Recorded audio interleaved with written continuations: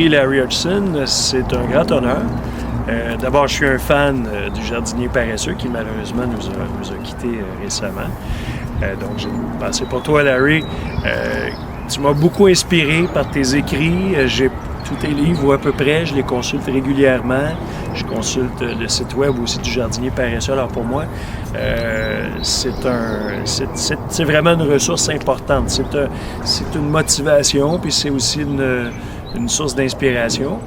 De recevoir le prix Larry Hudson, c'est aussi d'une certaine façon réconfortant. Je me suis donné une mission qui est de faire apprécier la nature, les plantes, par un plus grand nombre possible de personnes, de gens. Alors, je pense que ce prix-là, d'une certaine façon, souligne mon travail. Je pense avoir, à tout le moins, pu réussir à certains égards. J'ai pu au moins semer cette petite graine-là parmi le public. Il y a beaucoup à faire, il y a énormément de travail à faire. J'ai l'impression des fois qu'on a encore peu de connaissances de la nature, peu d'intérêt pour la nature, bien que ça se développe. On sent vraiment, avec la pandémie qui est arrivée récemment, on voit qu'il y a de plus en plus d'intérêt justement pour les plantes, pour les végétaux, pour la nature. Mais je sais qu'il y a encore beaucoup de travail à faire. Alors merci pour ce prix. Alors ça me dit qu'il faut continuer. Ça me permet donc de trouver l'énergie, de trouver les ressources pour pouvoir continuer.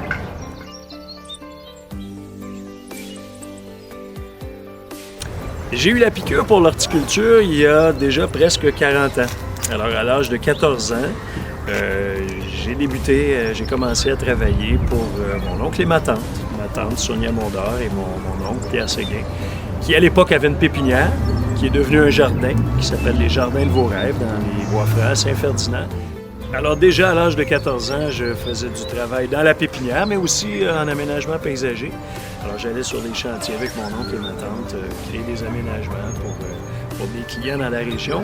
Et j'étais salarié, donc déjà à l'âge de 14 ans, je gagnais ma vie et je travaillais avec eux durant tous les étés. Alors ça va faire 40 ans, donc l'année prochaine, que je pratique mon métier. Et c'est grâce à ma tante, grâce à mon oncle, que j'ai découvert cette belle passion.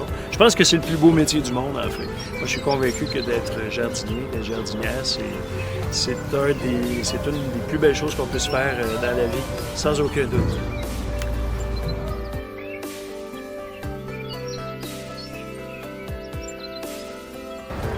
Ce que j'aimerais transmettre aux prochaines générations de jardinières et de jardiniers, ou encore à ceux qui voudraient faire du jardinage de façon professionnelle, ou à ceux qui ne savent pas quoi faire et qui sont en recherche, ce que j'aimerais leur transmettre, c'est que le travail du jardinier, le travail de la jardinière, c'est un travail très important. C'est un travail de prime importance. Il manque énormément de végétaux sur cette planète en ce moment. Depuis que l'être humain fait de l'agriculture depuis à peu près 10 000 ans, on a coupé à peu près 50 %, pas tout à fait, 46 % pour être plus exact, de tous les arbres, de toutes les forêts qui existent sur cette planète. Alors, il y a beaucoup de plantes à mettre en terre. Et c'est ça notre travail, nous. C'est de fournir de l'oxygène, finalement, de capter du gaz carbonique. Et j'aimerais aussi faire prendre conscience au plus grand nombre possible de personnes à quel point la nature est extraordinaire, à quel point la nature est formidable et qu'il faut s'en remettre à elle. Il faut tout simplement l'observer, la regarder et la laisser faire et nous inspirer. Actuellement, beaucoup de gens nient la nature, ne s'y intéressent pas, ou pire, la détruisent. Alors, il faut absolument, parce que tout ce que nous faisons, tout ce que nous sommes, c'est dû à la nature. C'est grâce au soleil, grâce aux plantes, si je suis ici, si je peux vous parler. Alors, c'est essentiel que ce message soit entendu par le plus grand nombre possible de personnes. La nature est magnifique, la nature est importante et il faut la chérir.